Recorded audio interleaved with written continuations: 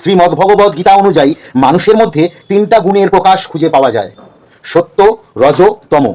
রজগুণের অধিকারী তারা রাজসিক হয়, অর্থাৎ ধন সম্পত্তি এগুলো অর্জন এবং ভোগ বিলাসে তারা সবসময় পটু থাকে। তারা প্রচণ্ডভাবে লোভী এবং নিজের প্রতি খুব স্বার্থপর হয়। তারা সারা জীবনই আমোদ প্রমোদের মধ্যে দিয়ে কাটায় রাজকীয়ভাবে।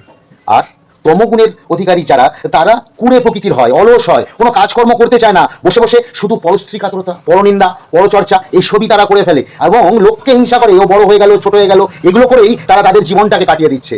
আর সবচেয়ে বড় গুণ হচ্ছে শতগুণ, অর্থাৎ সত্যগুণ। তারা সাধারণত সাদামাটা জীবনযাপন করে এবং ধর্মের পথে থাকে, কখনোই অধর্ম করে না এবং অলসতা বা কুড়েমিকে নিজের জীবনে কোনো প্রশ্রয় দেয় না। তারা কর্মঠ হয় এবং রাজকীয় ভোগবিলাস তারা পছন্দ করে না। তারা থাকলেও খুশি, না থাকলেও খুশি, তাদের জীবনে আনন্দটাই শ্রেষ্ঠ হয়।